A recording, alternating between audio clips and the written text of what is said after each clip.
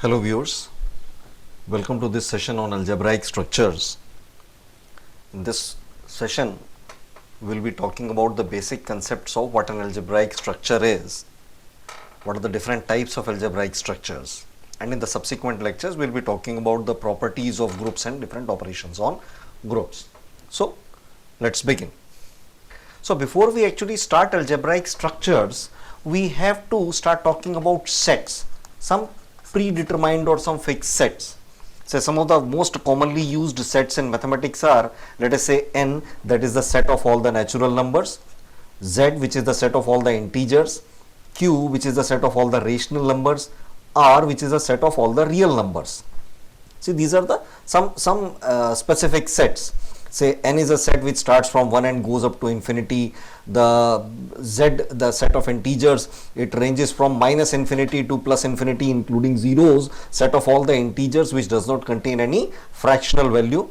Q, set of all rational numbers starting from minus infinity going up to plus infinity. R, set of all real numbers, once again starting from minus infinity to ranging up to positive infinity including numbers with fractional parts also. Now we can define a number of operations on these sets. Say for example, I can define addition, subtraction, multiplication, division, exponentiation. There are a number of operations that can be defined on these sets. I can define addition, subtraction, multiplication, division, exponentiation on this set of natural numbers and so on. So the different operations that can be defined, they can be either binary operations or ternary operations or quaternary operations, depending upon how many operands are actually participating in the operation. Now here we are more concerned with binary operations. Binary operations in the sense, those operations where only two operands are involved. Like say addition, we add two numbers, we subtract one number from another number, we multiply two numbers, we divide a number from another number. So they are all binary operations. Now the binary operation, let us denote a binary operation by the symbol star. Now the symbol star can be used to mean addition, subtraction, multiplication, division, anything. Now this binary operation star is said to be a closed binary operation. Now any binary operation is called a closed binary operation if it is defined on the, let us say, non-empty set S. A binary operation is said to be closed if I use this binary operation on any two elements of a given set and the result of the binary operation also comes from the same set, then it is called a closed operation, and this property is called the closure property. Say for example, addition operation on the set of natural numbers is closed. You can add any two natural numbers and you'll get another natural number. Multiplication, once again, on the set of natural numbers is closed. You can multiply any two natural numbers and you will get a natural number. But subtraction on set of natural number is not closed. Say for example, if I do 2 minus 4, then I am left with minus 2, which is not a natural number. Similarly, if I talk about division, if I talk about 1 divided by 3, this is not a natural number. So the set of natural number is closed with respect to addition and multiplication, but not with respect to subtraction and division. Similarly, if I talk about the set of integers, Z is closed on addition, subtraction, multiplication, but not division. You subtract an integer from another integer, you'll be getting another integer. It might be a positive integer or a negative integer, but it will be an integer. Similarly, set of rational number is closed on addition, subtraction, multiplication and division. But if I talk about set of rational numbers and I am talking about operation of division, you have to talk about division by 0. So we say that set of rational numbers, set of real numbers, they are closed on all the operations except for the element 0, for which the set is not closed for division operation. Right? So if I define a set S, let us say I have defined this, let us say the set of integers, and if I define one or more binary operations, closed binary operation, let us say plus, minus, multiply. Now this structure, this set along with the binary operations, closed binary operations defined on it, is called algebraic system. Some of the algebraic systems are set of natural number and addition, integer with addition, subtraction, real number with addition, multiplication, subtraction. They are all examples of algebraic systems. These are some more examples of algebraic systems. Integer with addition, integer with subtraction. Here I have shown some examples. Sorry, I have overwritten it over here. Integers with multiplication, real number with addition, set the power set with union operation. Power set with union operation is again a algebraic system. Why? Because if you have, let us say, a set A and you have the power set of A, that means what is the power set of A? It is the set of all the subsets. And if you take the union of any two subsets, it will obviously be coming within the set A only. So intersection operation, once again, power set and intersection is once again a closed operation. So these are all examples of algebraic systems. Now let's talk about a couple of properties of algebraic systems. Now please understand a very important point. I am not saying that algebraic systems have these properties. I am not saying this. What I am saying is, if the operation star is such that A star B is equal to B star A for all A and B belonging to S, then it is called as commutative operation. There is a big distinction over here. I am not saying that the binary operation is commutative.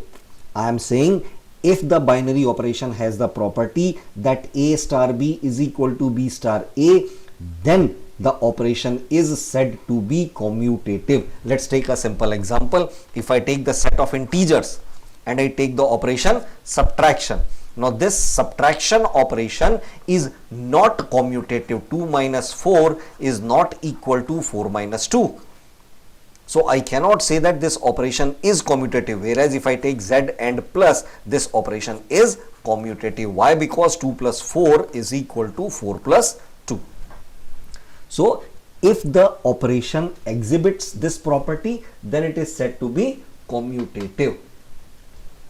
Similarly, if the operation, the binary operation star, exhibits this property that A star B star C is equal to A star B star C, then it is said to be associative.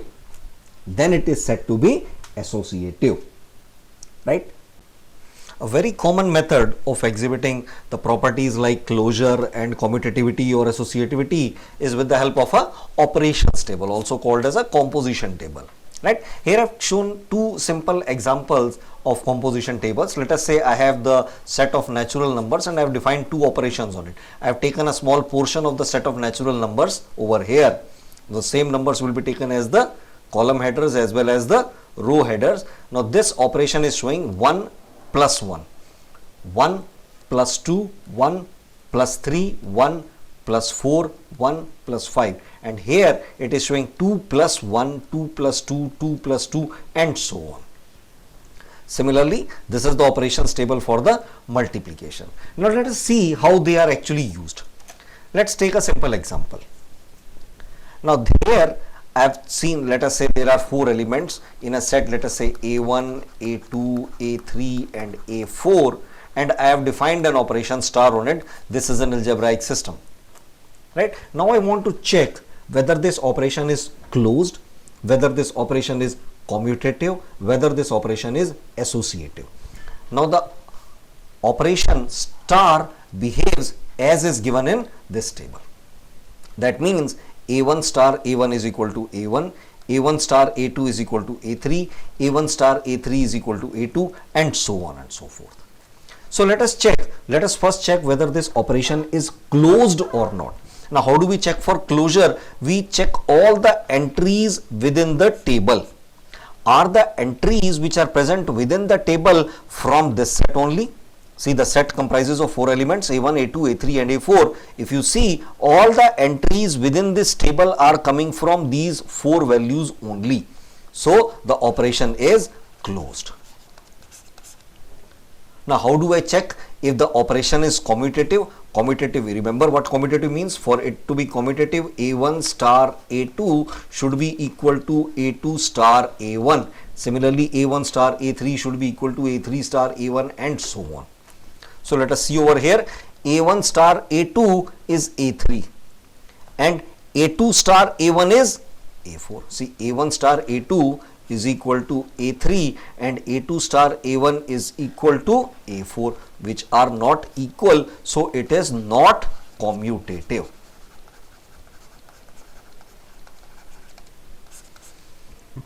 Another simple way of checking for commutativity is take the first row, and now compare it with the first column. See, this is A1, A3, A2, A4, and compare it over here, A1, A4, A3, A4. See, the order is different now. See, this A1, A3, A2, A4 is not the same in order as A1, A4, A3, A4. So, clearly it is not commutative. What if it was same? Then we would have checked for the second row and second column, third row and third column, fourth row and fourth column. If all the rows and columns are same, then we can say that it is a commutative operation. Now, how do we check for associativity? Say for associativity, what does associativity means? A star B star C should be equal to A star B star C. Now, what you'll have to do is you'll have to check for that. You'll have to take three examples, A1, A2, A3, let us say, or A1, A3, A4, or A2, A3, A4, or A3, A2, A1, and so on. As it is not commutative, so A1, A2, A3 and A2, A1, A3 will be giving you different results. So you can take examples from here and verify this operation. I leave this for you. You check it on your own and verify whether this operation is associative or not. Let's take another example. We'll check this particular operation for closure and commutativity. The set has been defined as 1, 2, 3, 4, 5 and the operation star is defined as A star B is equal to minimum of A and B. So let's do one thing. Let's first make the table. 1, 2, 3, 4, 5. Once again 1, 2, 3, 4, 5 and the operation is star. Now the operation is defined as minimum of A and B. Now question arises, what if both the numbers are same? We'll take any of the two numbers. 1, 1 gives me 1, 1, 2 gives me 1, 1, 3 gives me 1, 1, 4 minimum is 1, 1, 5 minimum is 1. Similarly 2, 1 minimum is 1, 2, 2 minimum is 2, 2, 3 minimum is 2, 2, 4 minimum is 2, 2, 5 minimum is 2. 3, 1, 1, 3, 2, 2, 3, 3, 3, 3, 4, 3, 3, 4, 5, 3, 1, 2, 3, 4, 4 and 1, 2, 3, 4, 5. Now this is the composition table for this operation. First of all, I'll check for closure. See, all the entries within the table are coming from this set only. So this operation is closed. So closure property is verified. Next, I have to check for commutativity. Now commutativity, very simple method. You take the first row 1, 1, 1, 1, 1. Check with the first column 1, 1, 1, 1, 1. Take the second row 1, 2, 2, 2, 2. Take the column 1, 2, 2, 2, 2. Third 1, 2, 3, 3, 3. Third column 1, 2, 3, 3, 3.